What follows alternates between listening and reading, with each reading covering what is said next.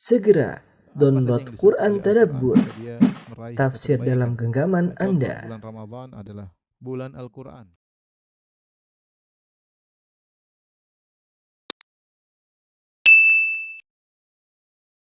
Bismillahirrahmanirrahim. Assalamualaikum warahmatullahi wabarakatuh. Alhamdulillahi ala ihsani wa syukru lahu ala taufiqihi wa amtinani wa asyhadu an la ilaha illallah wahdahu la syarika lahu ta'ziman li sya'ni wa asyhadu anna Muhammadan abduhu wa rasuluhu da'ila ridwani. Allahumma salli alaihi wa ala alihi wa ashabihi wa ikhwani. Hadirin hadirat yang dirahmati Allah Subhanahu wa taala, para pemirsa, para peserta Zoom dari Surabaya maupun di manapun Anda berada, kita lanjutkan tentang pembahasan kitab Fadlul Islam, keutamaan Islam. Dan kita masih pada bab yang pertama tentang kesempurnaan Islam, tentang kamalul Islam. Setelah penulis yang Muhammad bin Wahab rahimahullah taala menyebutkan 3 ayat, kemudian beliau melanjutkan dengan hadis-hadis Nabi sallallahu alaihi wasallam. Setelah itu kemudian beliau membawakan asar dari perkataan para ulama. Dan inilah metode beliau persis seperti ketika membahas kitab tauhid, yaitu menyebutkan ayat kemudian hadis. Kalau ada perkataan ulama maka disebutkanlah perkataan para salaf. Dan ini persis seperti metodenya Imam Al-Bukhari rahimahullahu taala. Beliau sering menyebut ayat kemudian juga disertakan dengan perkataan salaf dan juga hadis Nabi sallallahu alaihi wasallam. Metode Imam Bukhari dalam sahihnya. Baik, beliau berkata wa fi sahih. Itu dalam Sahih Al-Bukhari. An Ibni Umar, dari Ibnu Umar radhiyallahu taala anhuma, anin Nabi sallallahu alaihi wasallam qaal, Nabi sallallahu alaihi wasallam bersabda, "Mathalukum wa mathalu ahlil kitabaini kamathali rajulin istajara ujara." Perumpamaan kalian wahai kaum muslim, perumpamaan kalian wahai kaum muslimin, dan perumpamaan ahlul kitabain, perumpamaan ahlul kitab, 2 ahlul kitab sebelum kalian, yaitu Yahudi dan Nasara. Kamathali rajulin istajara ujara, seperti perumpamaan seorang lelaki yang dia menyewa para pekerja, yaitu mengupah para pekerja. Faqala, maka lelaki yang majikan tersebut yang menyewa para pekerja berkata, "Man ya'mal li min ghudwatin ila nisfin nahari ala qirat."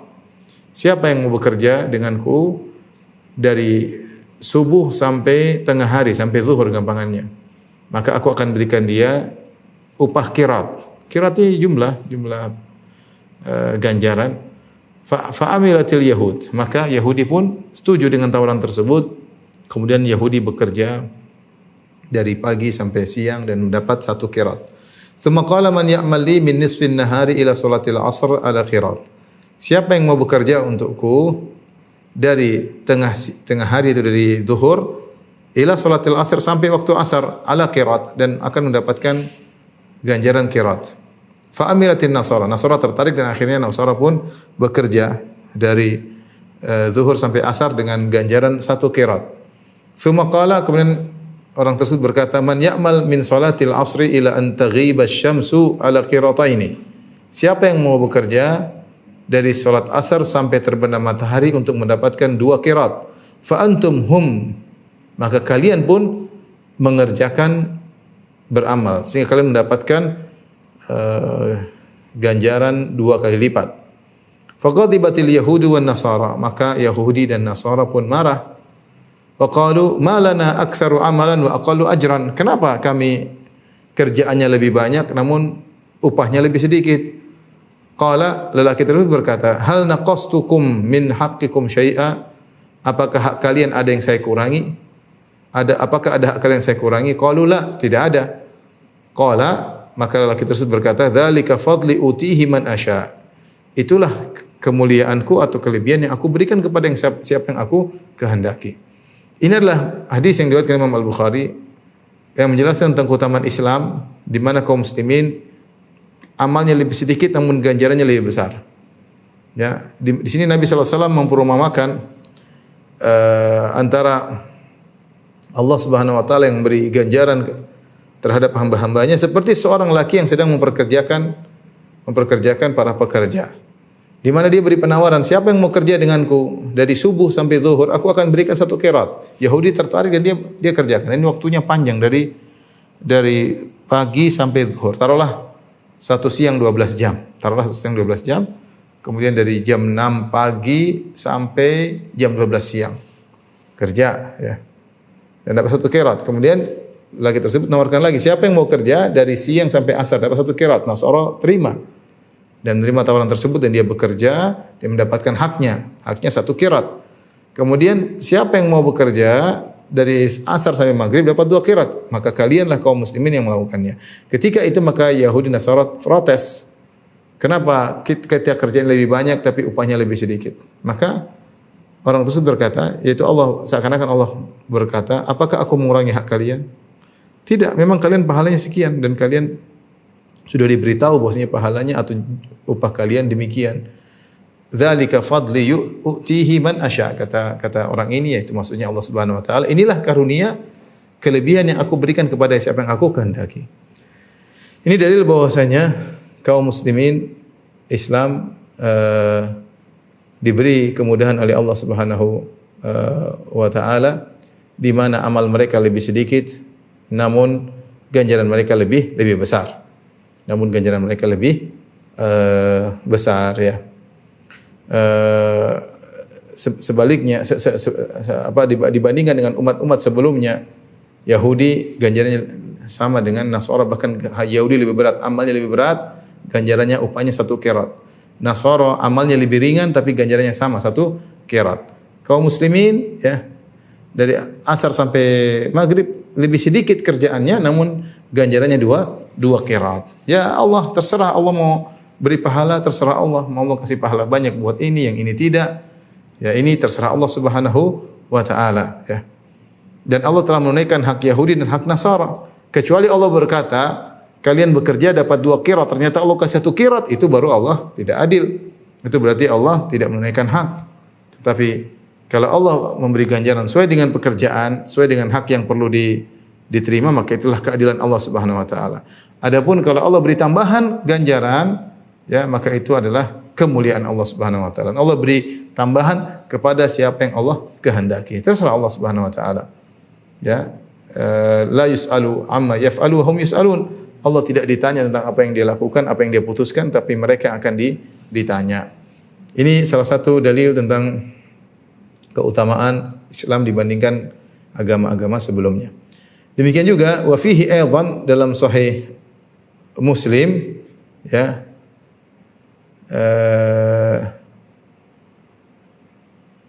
dalam sahih Muslim, wa fihi aidan dalam hadis yang sahih, kali ini dalam sahih Muslim, an Abi Hurairah radhiyallahu anhu, dari Abu Hurairah radhiyallahu anhu qala, beliau berkata qala Rasulullah sallallahu alaihi wasallam, Rasulullah SAW bersabda, adallallahu 'anil jum'ati man kana qablana. Allah telah menyembunyikan ya dari hari Jumat dari orang-orang sebelum kita. Ya, orang-orang sebelum kita itu Yahudi, Nasrani, Ahlul Kitab tidak mendapat petunjuk untuk menjadikan hari Jumat sebagai hari raya. Hari raya pekanan, yaitu hari fokus untuk beribadah. Fakana lil Yahud yaumus Sabt. Orang Yahudi menjadikan hari Sabtu sebagai hari raya mereka, yaitu hari mereka beristirahat, tidak boleh bekerja. Wa kana lin Nasara yaumul Ahad, dan orang Nasara menjadikan hari Ahad sebagai hari raya mereka, hari raya pekanan, sehingga mereka tidak bekerja pada hari tersebut. Faja'allahu bina, maka Allah pun datangkan kita. Fahadanallahu liyaumil Jum'ah, lantas Allah memberi petunjuk kepada kita untuk mendapati hari Jumat. Ya. Faja'alal Jum'ata was-Sabta wal Ahad. Allah menjadikan hari Jumat, hari Sabtu dan hari Ahad. Jadi Jumat duluan, baru Sabtu, baru Ahad. Wa kadzalika hum taba'un lana yaumal qiyamah. Maka kita duluan dapat hari Jumat, kemudian datang Nasara, datang Yahudi hari Sabtu, kemudian datang hari Ahad untuk kaum Nasara. Wa kadzalika hum taba'un lana yaumal qiyamah. Sebagaimana dalam hari mereka mengikuti kita duluan Jumat dulu, baru Sabtu, baru Ahad, maka pada hari kiamat juga demikian, kita lebih dahulu. Kata Nabi sallallahu alaihi wasallam, nahnul akhiruna min ahli dunya. Kita adalah yang paling terakhir dari ahli dunia, secara kemunculan kita paling terakhir. Yahudi dulu, baru Nasrani, baru kita. Wal awwaluna yaumal qiyamah, tetapi yang pertama kali masuk surga adalah dari kita kaum muslimin. Tapi pada sini juga menyebut tentang keutamaan kaum muslimin, di mana kaum muslimin diberi hidayah untuk menjadikan hari Jumat sebagai hari raya. Para ulama menjelaskan bahwasanya Allah Subhanahu wa taala dahulu memerintahkan kaum Yahudi untuk memilih satu hari sebagai hari raya mereka, pekanan, hari raya mereka pekanan. Dan akhirnya mereka memilih hari Sabtu, mereka tidak pilih hari Jumat. Mereka pilih hari Sabtu. Dan alasan mereka di antaranya karena Allah Subhanahu wa taala mencipta alam semesta selama 6 hari, yaitu dari hari Ahad, Isnin, Senin, Selasa, Rabu, Kamis, Jumat. Setelah 6 hari bekerja, Allah istirahat. Istirahatnya hari Sabtu. Maka kami pun beristirahat pada hari Sabtu. Artinya solidaritas dengan Allah. Allah istirahat hari Sabtu, masa kita kerja. Dan itu mereka sebutkan dalam perjanjian lama bagaimana Allah telah menciptakan langit dan bumi pada waktu 6 masa, kemudian hari ke-7 Allah istirahat. Yaitu hari Sabtu. Allah istirahat. Dan ini adalah tentunya tidak benar, merupakan kedustaan. Allah telah bantah dalam surat Qaf, kata Allah Subhanahu wa taala, "Wa laqad khalaqna samawati wal arda wa ma bainahuma fi sittati ayyamin wa ma massana min lughub." Kata Allah, sungguh kami telah menciptakan langit dan bumi dalam waktu 6 hari dan kami tidak ditimpa dengan rasa letih sama sekali. Tidak ada letih sama sekali dari Allah. Mudah semuanya kun fayakun. Tidak ada capeknya Allah menciptakan langit dan bumi dan seisinya, ya. Tidak ada letih sama sekali. Wa ma masana min lughub, dan tidak ada letih sama sekali. Orang Yahudi mengatakan hari Sabtu kita istirahat karena Allah, istirahat kita toleransi. Solidaritas dengan Allah, ikut istirahat bersama Allah. Orang-orang Nasara disuruh memilih untuk satu hari sebagai hari raya mereka, mereka memilih hari Ahad. Bisa jadi hari Ahad adalah hari permulaan penciptaan alam semesta. Mereka menjadikan hari pertama sebagai hari libur dan sebagai hari raya untuk beribadah kepada Allah Subhanahu wa taala. Adapun kaum muslimin, maka Allah tunjukkan, pilihkan bagi mereka hari Jumat, sehingga mereka diberi petunjuk oleh Allah untuk menjadikan hari Jumat sebagai hari raya pekanan. Dan hari Jumat adalah hari yang terbaik. Fihi khuliqa Adam wa fihi udkhilal jannah wa fihi ukhrija minal jannah. Hari Jumatlah hari di mana Allah ciptakan Adam. Kemudian hari di mana Allah masukkan Adam ke dalam surga. Dan hari Jumat pula di mana Allah keluarkan Adam dari surga. Dan hari Jumat juga akan terjadi hari kiamat. Ya, hari Jumatlah hari yang terbaik dalam setiap pekan. Maka dialah yang dipilih oleh Allah untuk menjadi hari raya. Dan hari Jumat dulu, baru hari Sabtu, baru hari Ahad. Makanya Nabi SAW mengatakan Jumat, Sabtu, Ahad. Kita dulu kaum muslimin, kemudian hari berikutnya adalah hari kaum Yahudi, hari berikutnya kaum Nasara. Ya, jadi kita duluan. Jumat dulu, baru Sabtu, baru Ahad. Nah, kemudian Nabi berkata, "Kadzalika hum taba'un lana yaumal qiyamah." Sebagaimana hari kita lebih dahulu Jumat, baru Sabtu, baru Minggu, maka pada hari kiamat kita juga lebih dahulu masuk surga. Baru mereka. Nabi mengatakan, "Nahnul akhiruna min ahli dunya wal awwaluna yaumal qiyamah." Kita adalah yang paling terakhir dari penduduk dunia secara kemunculan Yahudi Nasara dulu baru kita, namun kita adalah yang paling pertama masuk surga. Ini di antara keistimewaan yang disebutkan oleh Nabi tentang Islam, ya. Ya, ini merupakan kesempurnaan Islam. Ya, karena Allah memberi kesempurnaan dari sisi pahala 2 kali lipat dibandingkan dengan umat-umat terdahulu. Kemudian juga di antaranya Allah menjadikan hari raya mereka hari yang paling sempurna, yaitu hari Jumat. Dia adalah Sayyidul Ayyam, yaitu hari yang paling mulia di antara hari yang lain.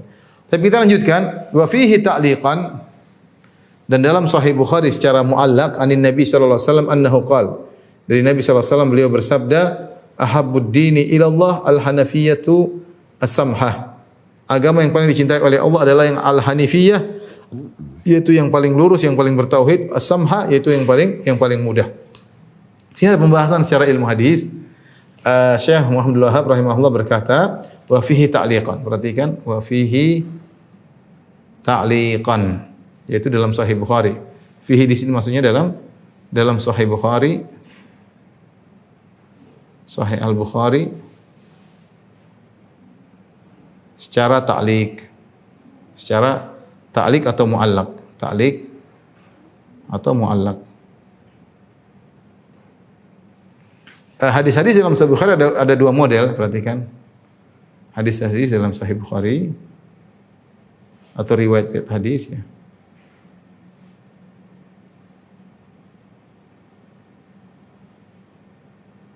Hadis-hadis dari riwayat-riwayat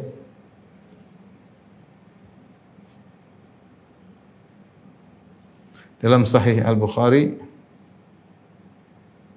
ada dua model ya, dua model.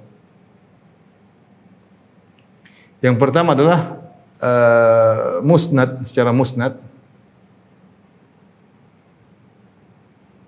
Musnad yaitu bersambung, musnad muttasil. Yaitu sanadnya disebutkan semua. Disebutkan semua secara bersambung dari Imam Bukhari hingga Nabi misalnya. Bukhari hingga Nabi atau hingga orang yang disebutkan, hingga Nabi sallallahu alaihi wasallam. Ya, atau kalau itu perkataan sahabat hingga sahabat, perkataan tabi'in hingga tabi'in. Intinya ini namanya model yang pertama. Yang kedua adalah secara muallaq. Secara muallaq. Secara muallaq itu ada sebagian rawi yang dihapus. Maksudnya apa? Ada sebagian rawi yang dihapus. Biasanya langsung disebutkan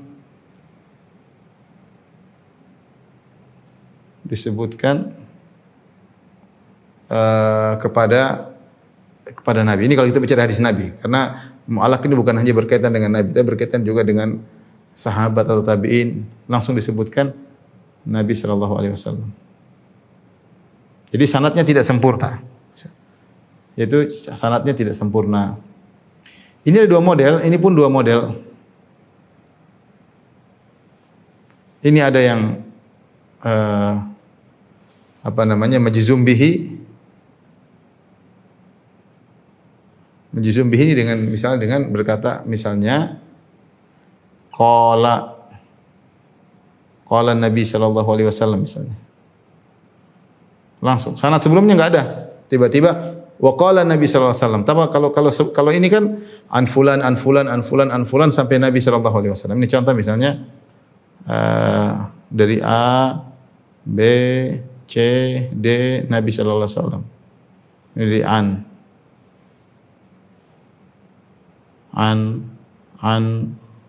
ini namanya musnad, disebutkan sanadnya semua dari A, dari B, B dari C, C dari D, D dari Nabi sallallahu alaihi wasallam. Tetapi kalau ini namanya musnad ya. Musnad. Tapi kalau seandainya ini dicoret langsung dari Nabi sallallahu alaihi wasallam, maka ini namanya muallaq. Contoh ini tadi, waqala Nabi, tidak ada sanad sebelumnya. Tanpa sanad sebelumnya langsung Imam Bukhari berkata, qala al-Bukhari, langsung dalam Sahih Bukhari, waqala Nabi sallallahu alaihi wasallam. Atau anni Nabi sallallahu alaihi wasallam. Ini namanya majzum bihi. Ini model pertama. Yang model kedua ala sigat tamrid.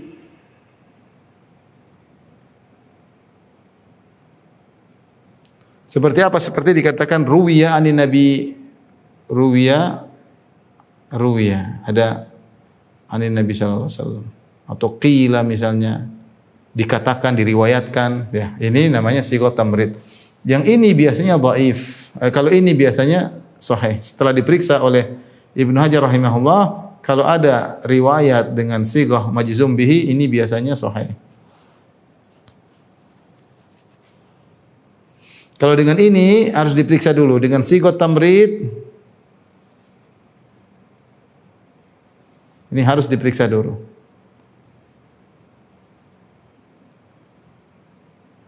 Ini sedikit dalam Sahih Bukhari ya. Jadi tidak semua dalam riwayat Bukhari berarti harus sahih. Terkadang dilihat dulu, kadang disebutkan hadis dengan sighah, dengan hadis mu'allaq tanpa sanad langsung ke atasnya. Kalau dengan sighah majzum bihi yaitu waqala, berkata, dari, beda dengan ini aktif, maka biasanya sahih. Dan Imam Ibnu Hajar punya buku namanya Taghliqut Ta'liq, di mana beliau mengumpulkan hadis-hadis dalam Sahih Bukhari yang datang dalam bentuk mu'allaq, kemudian beliau sambungkan, beliau cari sanadnya. Kadang Imam Bukhari sebutkan dalam buku yang lain, Seperti dalam sahih dalam buku Al-Adabul Mufrad terkadang disebutkan dalam buku-buku hadis yang lain, Musnad Imam Ahmad, ternyata hadis ini ada dan sanadnya bersambung. Ya. Namun kenapa Imam Bukhari membawakan hadis muallak? Hadis muallak ini bisa jadi ada dua kemungkinan. Imam Bukhari kalau sudah sahih, kenapa Imam Bukhari harus mendatangkannya dengan muallak? Kenapa Imam Bukhari tidak menyebutkan sanadnya secara full? Maka ada dua kemungkinan. Yang pertama bahwasanya bisa jadi Imam Bukhari sudah sebutkan dalam hadis-hadis yang lain, dalam tempat yang lain. Sehingga kali ini cuma perlu diringkas doang, tidak perlu diulangi sanadnya. Dan kemudian yang kedua, hadis ini sahih menurut Imam Bukhari, tapi tidak sesuai dengan kriteria sahih Bukhari. Sahih Bukhari itu hadis yang sahih yang levelnya level tinggi. Ada hadis-hadis lain sahih namun levelnya di bawah. Ini kriterianya tinggi dan hadis ini ternyata tidak sesuai dengan kriteria Sahih Bukhari sehingga Imam Bukhari hanya tidak menyebutkan sanadnya, dia hanya mengatakan bersabda Nabi SAW. Langsung dia sebutkan ujungnya, sanadnya dihapuskan semuanya. Namun hadisnya sahih. Namun tidak sesuai dengan kriteria Sahih Bukhari. Tapi kalau dalam bentuk tamrid diriwayatkan dari Nabi, dikatakan dari Nabi SAW, qila wa ruwiya, ya misalnya ini namanya sigot tamrid, maka ini harus diperiksa dulu. Bisa jadi sahih, bisa jadi dhaif. Ini kesimpulan. Oleh karenanya tidak boleh kalau dalam Sahih Bukhari hadisnya diriwayatkan secara muallak kita bilang Imam Bukhari meriwayatkan dalam sahihnya. Tidak boleh. Harusnya kita jelaskan rawa Al-Bukhari fi sahihi ta'liqan atau muallaqan. Imam Bukhari meriwayatkan secara muallak. Dan ini yang dilakukan oleh Syekh Abdul Wahhab rahimahullahu taala ketika beliau meriwayatkan hadis ini, beliau mengatakan wa fihi ta'liqan. Hadisnya secara muallak. Namun hadis ini setelah diperiksa, hadisnya adalah hadis yang sahih atau hasan. Hadis yang sahih atau hadis yang hasan. Sudah. Kita bacakan hadisnya. Ahabbuddin, berarti kan kata Nabi sallallahu alaihi wasallam, ahabbuddin ila Allah al-hanifiyah as-samha.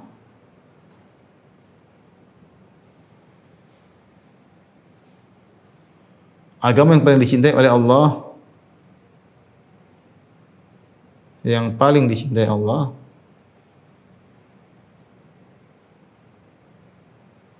yang hanif dan yang mudah. Yang hanif, as-samha itu yang mudah. Baik. Apa yang dimaksud al-hanif? Al-hanif maksudnya adalah seperti agamanya Ibrahim. Agamanya Nabi Ibrahim. Hanif secara bahasa itu dikatakan kepada al-ahnaf, rajulun ahnaf itu seorang lelaki yang kakinya miring, kaki X, kakinya miring. Sehingga hanaf dalam bahasa Arab artinya condong. Jadi hanif itu maksudnya condong kepada tauhid, jauh dari kesyirikan. Banyak orang mengartikan hanif maksudnya agama yang lurus. Tidak, hanif itu artinya condong kepada tauhid dan jauh dari, yaitu ma'ilun ila tauhid ani syirki. Condong kepada tauhid dan menjauh dari syirik. Misalnya begini. Misalnya ini syirik, ini tauhid. Maka namanya hanif itu begini. Condong kepada tauhid, jauh dari syirik. Itu condong kepada tauhid, menjauh dari syirik.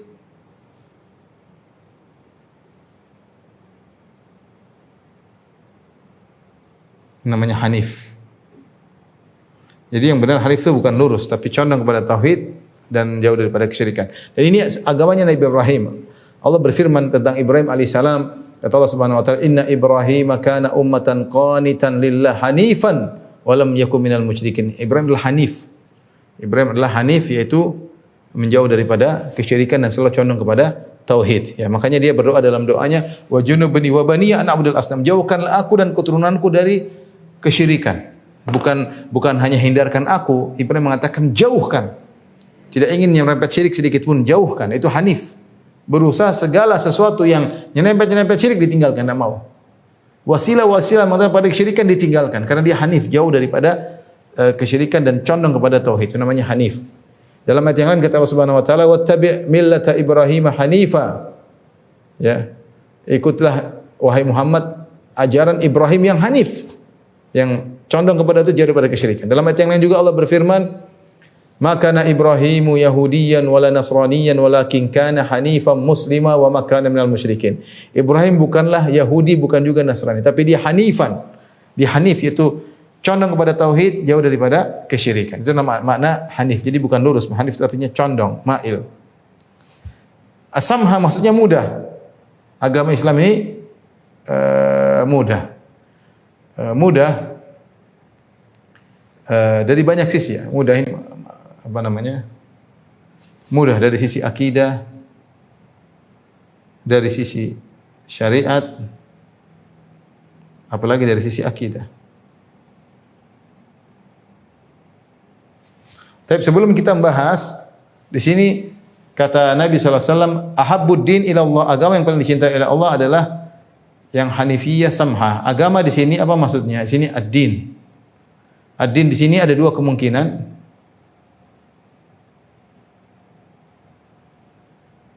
Kemungkinan pertama, ad-din, agama, maksudnya alif lamnya di sini adalah alif lam lil jins. Sehingga maknanya mencakup seluruh agama, yaitu agama dari seluruh agama, artinya dari seluruh agama yang ada, yang paling dicintai Allah adalah Islam.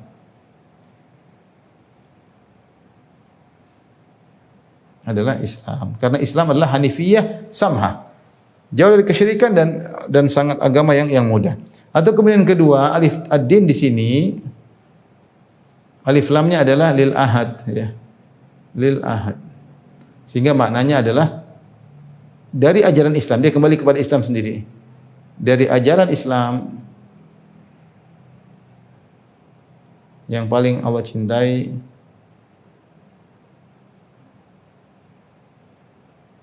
adalah yang hanif dan mudah. Hanif dan mudah.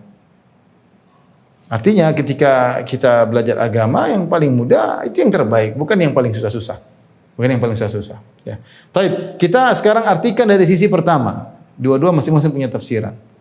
Yang pertama, jika artinya Islam adalah agama yang paling dicintai oleh Allah karena dia paling hanif dan paling samha, ini benar ya. Dibandingkan dengan agama-agama yang dulu, agama-agama yang sulit.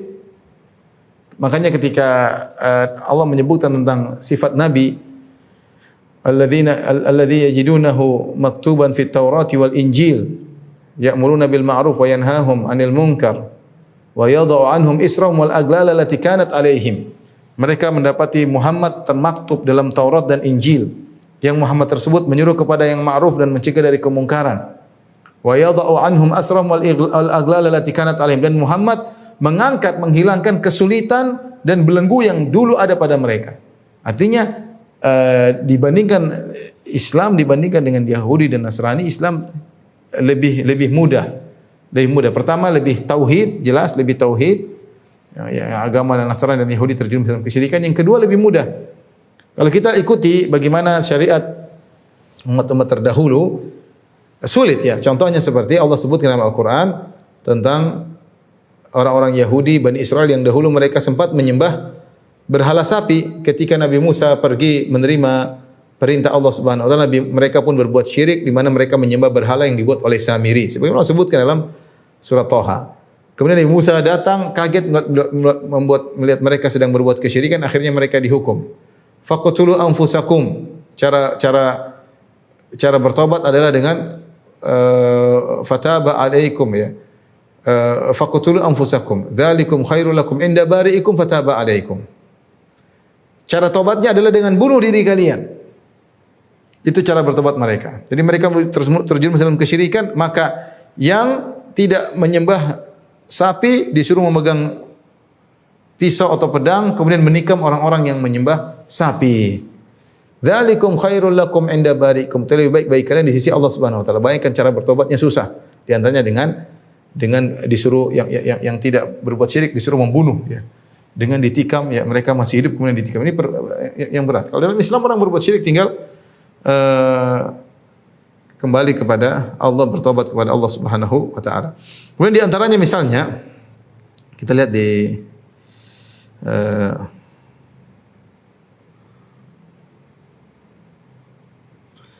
Misalnya kita lihat dalam hukum mereka yang termaktub dalam Injil, ya misalnya. Misalnya dalam Matius 5, catat Matius 5 ayat 27 dan seterusnya, di mana Yesus berkata, "Kamu telah mendengar firman, jangan berzina. Tetapi aku berkata kepadamu, setiap orang yang memandang perempuan serta menginginkannya sudah berzina." Perhatikan. Setiap orang yang memandang perempuan, kemudian timbul keinginan, itu sudah dianggap berzina. Setiap orang yang memandang perempuan serta menginginkannya sudah berzina dengan dia di dalam hatinya. Sudah berarti siapa yang sudah lihat perempuan dan dia berhasrat kepingin, dia telah berzina dengan tersebut dalam hatinya. Maka jika matamu yang kanan, perhatikan, berat ini. Maka jika matamu yang kanan menyesatkan engkau, cungkillah dan buanglah itu. Kalau mata kanan melihat cewek, kemudian kau tertarik, cungkil, disuruh cungkil, kata Yesus. Cungkillah dan buanglah itu, karena lebih baik bagimu jika salah satu dari anggota tubuhmu binasa daripada tubuhmu dengan utuh dicampakkan dalam neraka. Ini lebih mudaratnya lebih ringan. Ini aja kau buang, congkel kau buang daripada nanti kau tenggelam dalam neraka jahanam seluruh tubuhmu. Gara-gara kau melihat cewek. Ini belum berzina, baru melihat doang. Dan jika tanganmu yang kanan menyesatkan engkau, penggallah dan buanglah itu. Kalau tangan kanan menyesatkan engkau, buang, penggal dan buang. Karena itu lebih baik bagimu jika satu dari anggota tubuhmu binasa daripada seluruh tubuhmu dalam neraka. Jadi ini berat ya, berat. Ngelihat seperti zaman sekarang banyak orang melihat hal-hal yang haram, lihat perempuan terbuka auratnya, dia tertarik, dia berhasrat, maka dia anggap telah berzina, lebih baik matanya dicungkil. Ini berat tentunya. Seperti juga misalnya dalam hukum cerai ya, dalam berat ya, misalnya dalam Markus ya 10 pada ayat dari awal-awal sehingga pada ayat ke-8 misalnya, sehingga keduanya itu menjadi satu daging. Kalau sudah menikah jadi satu daging. Demikianlah mereka bukan lagi dua melainkan satu. Kalau sudah nikah jadi seperti satu. Karena itu apa yang dipersatukan oleh Allah tidak boleh diceraikan manusia. Kalau sudah nikah tidak boleh cerai. Ketika mereka sudah di rumah, ya, murid-murid itu bertanya pula kepada Yesus tentang hal itu. Lalu katanya kepada mereka, barang siapa menceraikan istrinya, Yesus berkata, barang siapa menceraikan istrinya lalu kawin dengan perempuan lain, ia hidup dalam perzinahan terhadap istrinya itu. Dan jika si istri menceraikan suaminya dan kawin laki-laki lain, dia berbuat zina. Tidak boleh bercerai kalau tanpa kecuali dengan karena berzina. Dibolehkan bagi mereka dalam ayat yang lain kalau istri berzina maka boleh dicerai. Kalau menceraikan tanpa zina tidak boleh.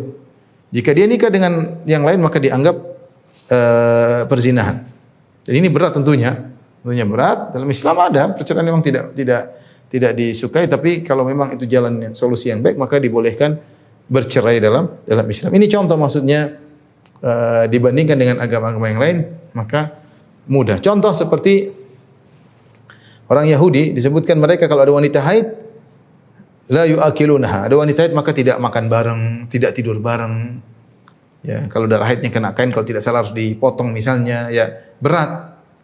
Adapun dalam Islam diperbolehkan. Terutama Yahudi agak berat ya.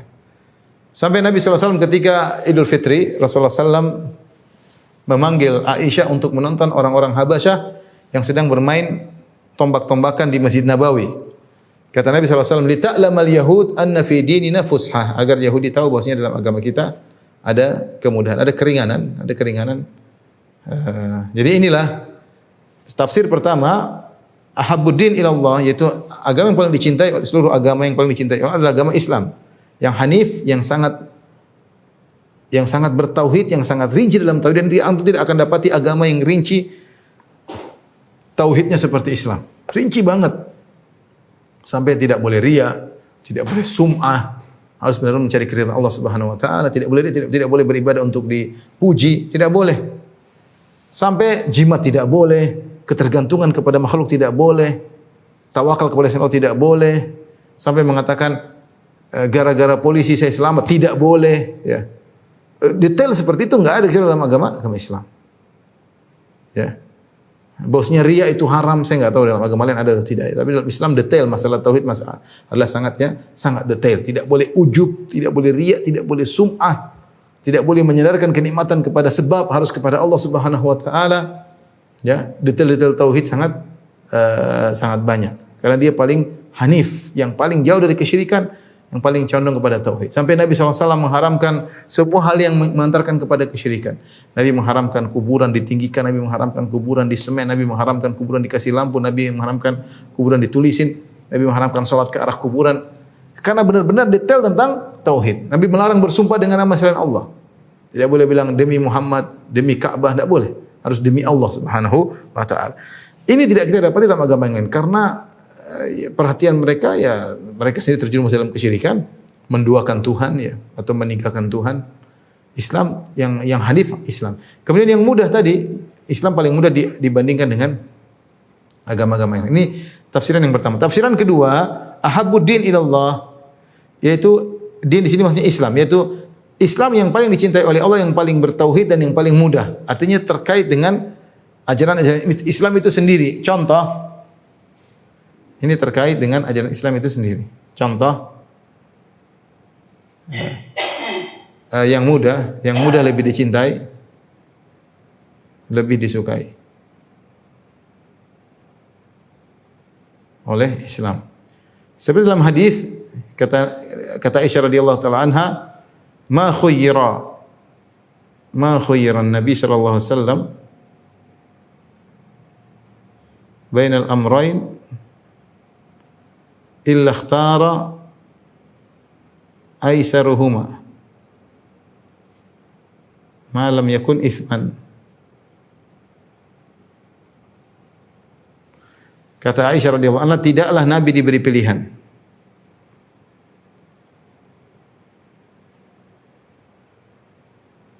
di antara dua perkara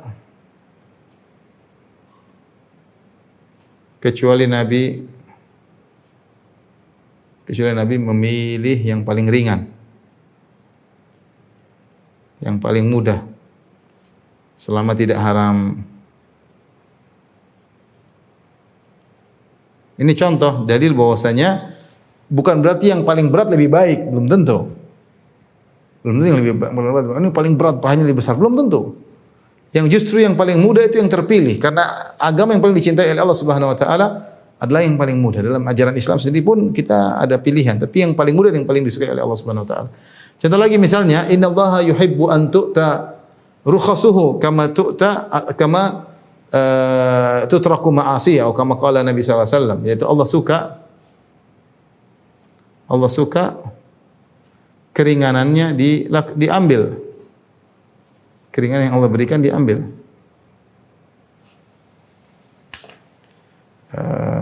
Dalam hadis saya sebut.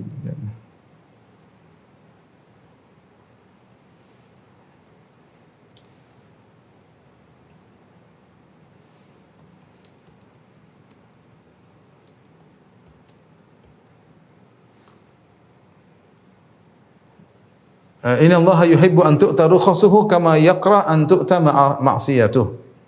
Ya. Di antaranya Allah suka keringanannya diambil sebagaimana Allah benci maksiatnya dilakukan. Maksiat dilakukan.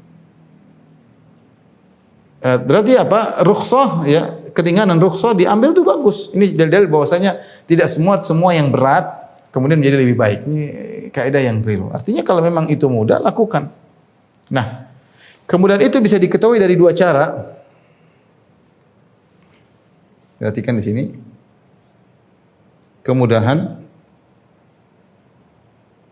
bisa diketahui dengan dua cara. Yang pertama, ada dalilnya secara khusus. Yang kedua, dengan ijtihad ulama berdasarkan kaidah. Kaidah-kaidah. Contoh, dalilnya secara khusus misalnya apa? Kalau safar salat di qasar, ini lebih disukai di qasar. Kalau yang bertanya, Ustaz, mana lebih bagus ketika kita musafir, kita sholatnya di qashar atau tetap 4 rakaat? Jawabannya lebih baik di qashar. Karena Nabi selalu melakukan demikian. Ini lebih mudah, lebih disukai oleh Allah. Dalilnya tadi. Innallaha ahabbudin ilallah al-hanifiyatu as-samha. Agama yang paling dicintai oleh Allah adalah yang paling tauhid dan yang paling mudah. Ngapain kita cari yang mudah lebih disukai oleh Allah Subhanahu wa taala. Kalau safar salat 2 rakaat. Contoh, jika musafir dan berat, lebih baik berbuka, jangan puasa. Lebih baik apa? Berbuka. Lebih mudah. Kemudian contoh misalnya haji yang paling disukai, haji tamattu yang paling disukai oleh Nabi sallallahu alaihi wasallam. Daripada haji qiran dan haji ifrat, ya. Nabi sampai menyuruh para sahabat untuk tamattu. Tamattu apa? Bersenang-senang. Habis umrah, tahallul dulu, kemudian pakai baju biasa, kemudian berhubungan dengan istri. Sampai Rasulullah SAW suruh para sahabat mendatangi istri mereka. Sampai ketika mereka keluar ke Mina pada tanggal, jadi Nabi dan para sahabat tiba tanggal 4 Dzulhijjah. Nabi suruh mereka, ayo buka, disuruh untuk bertahallul. Tawaf sa'i, cukur rambut, suruh pakai baju baru. Kemudian mereka dipersilakan menggoli istri-istri mereka. Tanggal 8 mereka suruh hajian lagi, pakai ihram lagi. Ya. Sampai mereka baru saja pagi-pagi menggauli istri mereka, di waktu duha mereka sudah pergi ke Mina. Labbaik Allahumma labbaik. Sampai di antara mereka berkata, kami pergi ke Arafah atau kami pergi ke Mina, wa madzakiruna taqturu maniyan. Sahabat berkata, karena Nabi suruh kami menggauli istri kami pergi menuju Mina atau menuju Arafah sementara zakar-zakar kami masih meneteskan air mani. Artinya kami baru saja menggauli istri-istri kami. Mudah menggabungkan antara umrah dan haji, namanya haji tamattu. Tapi itu yang lebih baik, lebih afdal. Beda kalau haji ifrat. Haji ifrat susah sejak awal, kalau antum tiba tanggal 1 Dzulhijjah pakai baju ihram terus sampai selesai haji. Apalagi antum tiba sebelum tanggal 1 Dzulhijjah, Dzulqa'dah, sudah pakai baju ihram terus. Sama haji ifrat juga demikian, haji qiran juga demikian. Tidak boleh buka baju. Tidak boleh buka baju ihram. Tapi kalau tamattu kan enak, umrah dulu, kemudian buka baju ihram pakai baju biasa, nanti waktu hajian tanggal 8 Dzulhijjah pakai baju ihram lagi. Namun itu yang paling disukai oleh Allah Subhanahu wa taala. Ini dalil bahwasanya tidak semua yang paling berat kemudian lebih baik. Ternyata ada yang lebih mudah, ternyata pahalanya lebih besar. Ternyata pahalanya lebih besar. Seperti juga amalan yang kontinu meskipun sedikit lebih disukai oleh Allah Subhanahu wa taala. Amalan kontinu meski sedikit lebih dicintai Allah. Dan banyak contoh lagi, makan dulu, ya, kata Nabi sallallahu alaihi wasallam, ahabbul a'mal ila Allah adwamuhu wa inqal. Amal yang paling dicintai oleh Allah yang paling berkesinambungan meskipun sedikit. Misalnya kalau makanan hadir sementara sudah qomat, sudah iqamat, makan dulu. Tetap makan dulu. Lebih ringan tapi itu lebih benar. Kata Nabi sallallahu alaihi wasallam, la salata li hadratit ta'am. Tidak ada salat kalau makanan sudah hadir. Itu lapar, makanan hadir, qomat, makan dulu.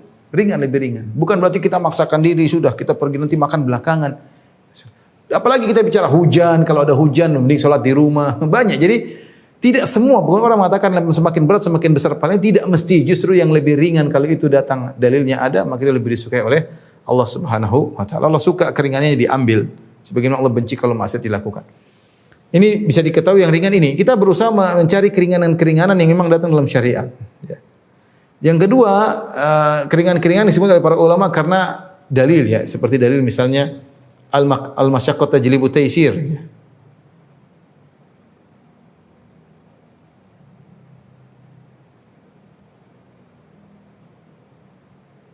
Tajlibu taysir. Kemudahan mendatangkan kesulitan, mendatangkan kemudahan.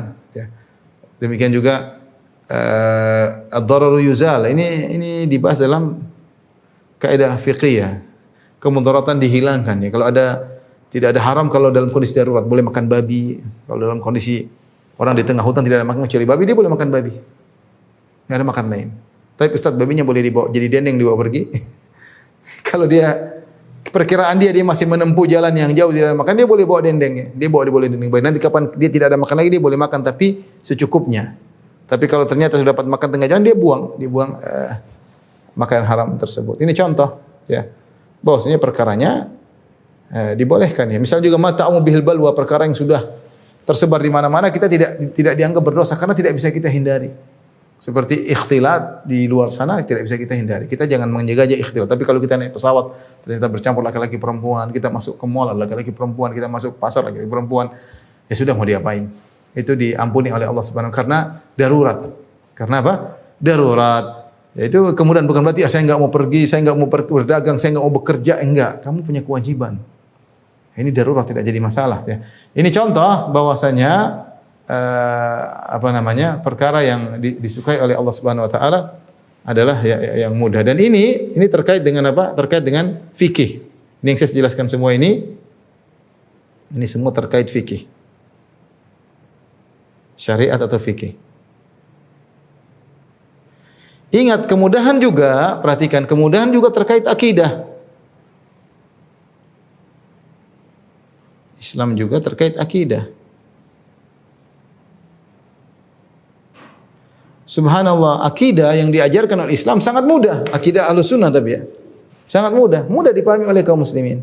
Sudah beribadah kepada Allah saja, jangan pakai jimat, jangan menyembah kuburan, jangan, mudah sekali. Ya. Mudah. Allah Subhanahu wa taala Maha Kuasa, Allah mencintai hambanya, Allah benci kalau orang bermaksiat. Allah di atas hampir semua dengan fitrah. Masalah takdir semua sudah digariskan. Mudah. Orang awam juga sesuai dengan fitrah. Islam akidahnya mudah, tidak jelimet, tidak sulit. Tapi kalau kamu antum baca bukunya Asy'ariyah, baca buku akidah saja Asy'ariyah satu, beratnya setengah mati, kaidah-kaidah ilmu kalam, filsafat, orang awam tidak sulit untuk bahas. Apalagi bahas dalil a'rad, bagaimana menentukan adanya Tuhan pakai dalil a'rad. Dalil a'rad itu tidak mudah untuk dipahami.